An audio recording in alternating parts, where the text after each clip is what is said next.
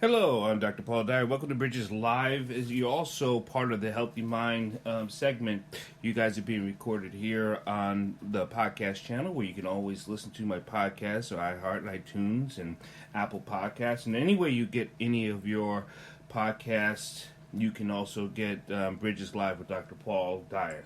You can always reach me here at Dr. Paul holisticscience.com. You can always have any questions you have for me there. We've been in segments of going over the healthy mind, and so that is what we've been doing. And you can always see the live video on my YouTube channel, Dr. Paul Dyer Grandmaster, and you can catch the video version there. So welcome, Bridges Live, and I love to guys keep you on. So now we're going to be starting our segment here, and I know you guys who listen to the podcast, you guys may have questions and things like that you guys don't get a chance to ask, but you can always email me at drpaulwdyer gmail.com. So we'll be right with you. With you guys to come on, welcome. I know this is a happy Monday, and I'll be right with you. Just waiting for all you guys to pop on.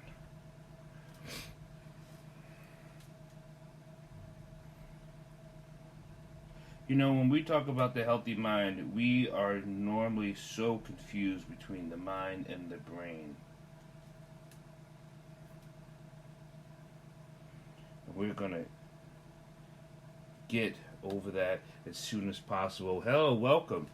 Welcome to the Healthy Mind. I am Dr. Paul. Every morning here at 7 o'clock since this crisis has begun, or this pandemic has started, I wanted to come to you to discuss the healthy mind. I noticed that a lot of us have been in some form of depression or action of depression, and we didn't really realize how much of things we were going through, and it was taking its toll. And it takes its toll on us, obviously very emotionally, financially, physically. So many people have gained weight over this time period of being home. So many people have gotten more depressed since the time of being home. So many people have gotten emotionally dysfunction. And we don't normally talk about mental health.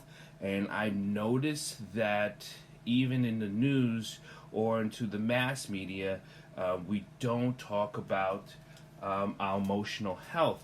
And I was always curious why, because there's something they just can't really help you with.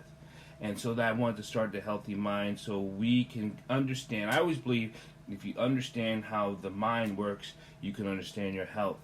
And so this week in particular, we're going to be talking about the health of the mind, right? So we're actually going to be going into the part of what is the health part of the mind.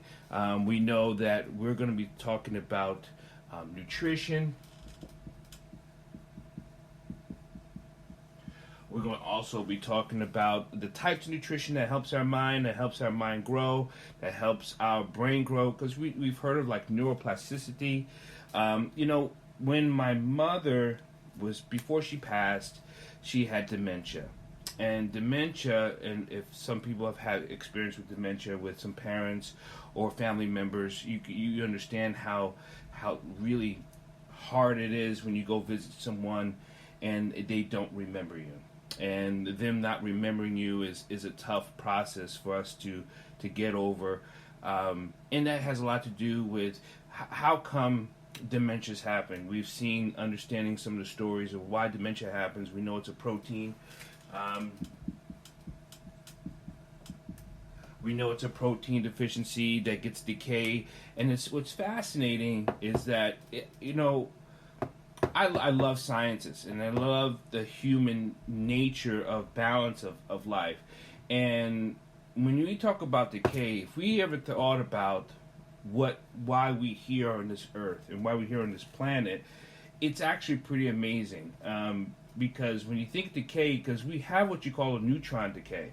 Neutrons decay, they don't last that long, but for some reason we end up still being here after 10 days. Like you're, because remember, on the smallest level, subatomic level, you have neutrons, electrons, and protons, right? But then you have a neutron that actually decays, and scientists have been trying to figure out if it decays and how we hear. You know, you start getting into the physics process of it, and then you get into, oh my God, I just the Higgs theory of how electrons carry the energy through, and why we have what you call the weakness theory of why the neutrons are here. But that's going into the physics side of it. But so we want to talk about health and nutrition and exercise. All this has something to do with the brain, right? And a lot of us don't know the difference between what's the difference between our mind and our brain, the mind and the brain. And I've said this before, and I'll keep saying it again. The mind is the thoughts. It's the thoughts. It is the an analysis. It's the thinking. It is the dreaming, right? Part of the brain. It's processor. It receives. It transmits. It starts the process of a chemical information. And then when we start talking about nutrition of the healthy, between the mind, and we're going to put that together between the mind and the brain, right? So if I say, so when we talk about nutrition of the brain and neuroplasticity and cognitive research or understanding, or the neurosciences, or the cognitive neuroscience, right? All that. So understanding of why we have certain foods, certain exercises, actually literally certain exercises will help you strengthen your brain. And actually certain exercises will help you strengthen your mind. Meaning, like, you can brush your teeth, right? If you do things with the opposite of your dominant hand, that strengthens the connection that your brain has with synapse. With synapse meaning the connection of your neurons, right? Because you do things more with your dominant hand, so it gets you to use the other hemisphere, right? Now, if to strengthen your mind, which is about consciousness, and we did that last week of consciousness. Usually I turn around and check to see if does anyone have any questions on YouTube, Facebook, Instagram, or Periscope, Twitter. If you have any questions, you can always put it in here. If you use your non-dominant hand more often, good morning, honey. If you use your hand more often to the things you're doing, you strengthen brain function, neuroplasticity, right? But then if we talk about nutrition and the protein, right, we got to talk about receptors, right? Receptors in the brain, right? And we got to talk about, because if we are weakening in our neuroplasticity, meaning the connective issues, the receptors, that means we have less of firing or energy that's going on in our brainstem. And we have over 70,000 thoughts. And if you can use your thoughts into doing other types of thoughts instead of going into what you call program habits. Program habits decreases the use or the need for protons, or for protein, right? Protons too, actually, but that's on the subatomic level. But so if you don't have new thoughts, your protein derivative will go down. We know as there's a protein called the BDNF, that brain derivative neurotrophin function. Yeah, brain derivative neurotrophin function. A lot of people who talk about hacking learn how to hack your brain or to rewire your brain, they probably talk about the BDNF. You can do your own little reading about what the brain derivative neurotrophic function is, because I'm going to be talking about that. We're also going to be talking about emotions, right? And we talked about emotions in one of our week segments of how to help our brain. But if we're thinking of the health, right, I'm going to talk about the nutrition to emotions, the exercise for emotions, right? We're going to talk about the training.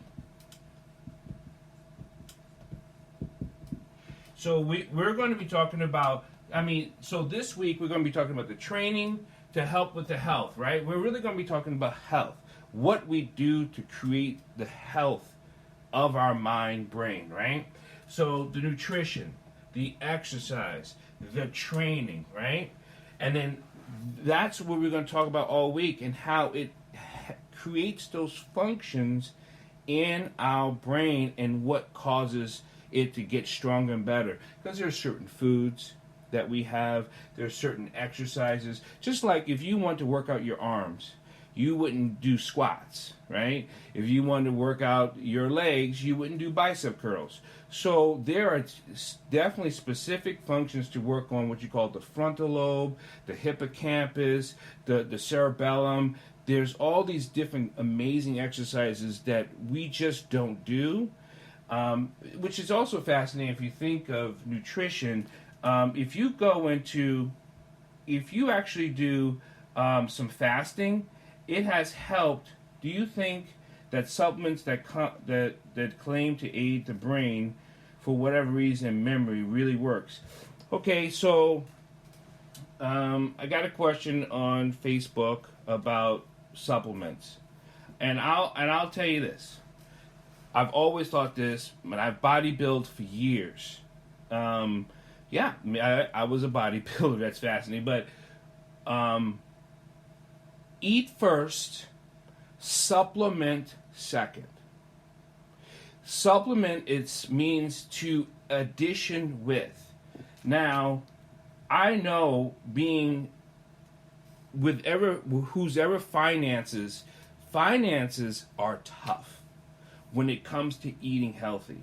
Trust me, when my mother, I think a lot of this, I got into neurosciences and physics and health because of started out through my background through the martial sciences, because we've learned how to navigate the body and hack it, so to speak, break it out, because we studied the different breath exercises. We studied the different movement in our muscles and tissues and tendons and motor functions. So we strengthen our brains. We strengthen our connection with our awareness to ourselves.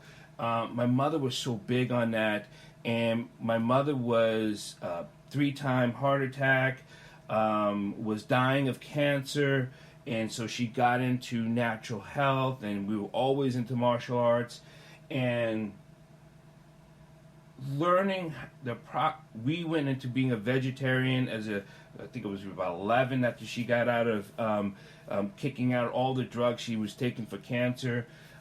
So this is how I got into this health process, is because I've seen my mother live and how it helped her remain alive and strong for as long as she has. A beautiful, beautiful, strong woman.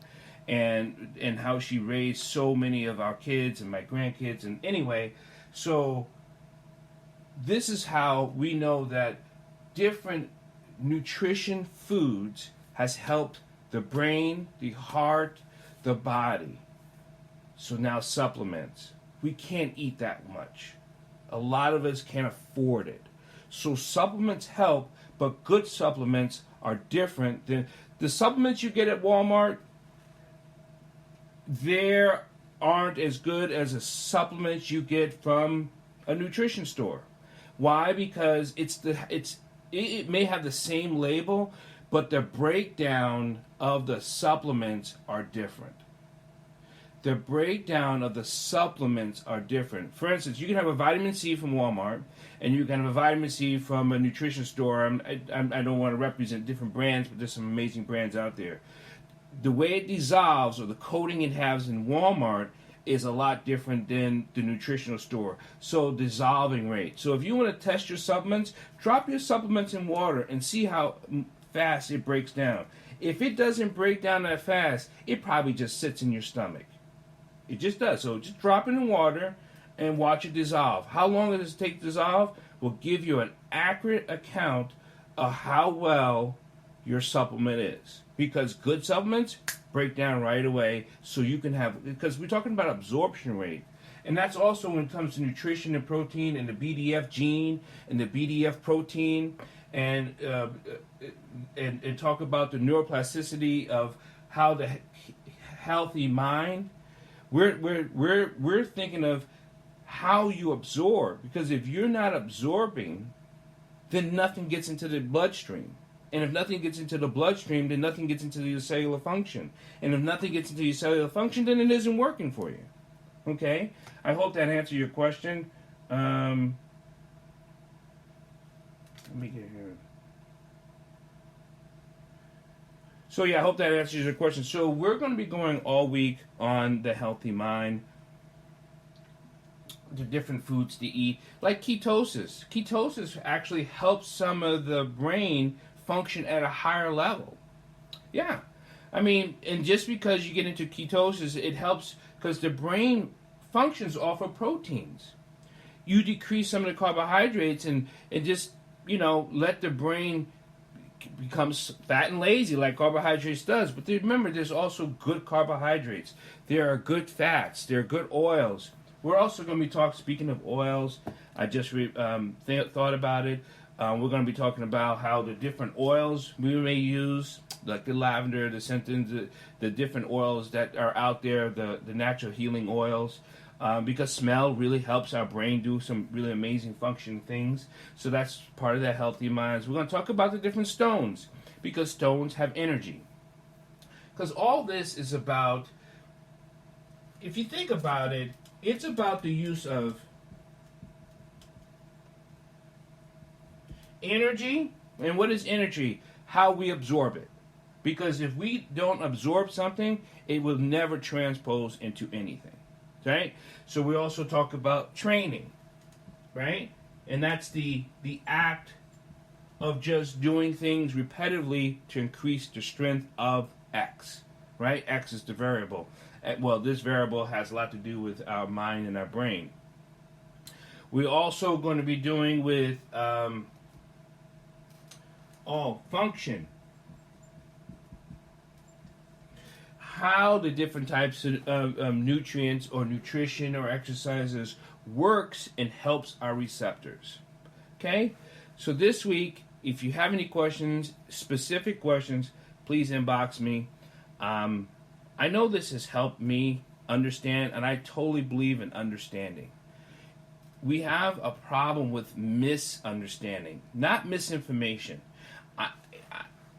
When there's different informations out there, and there's tons of different science and theories and process, I just want to give you information, meaning that you still have to do some work.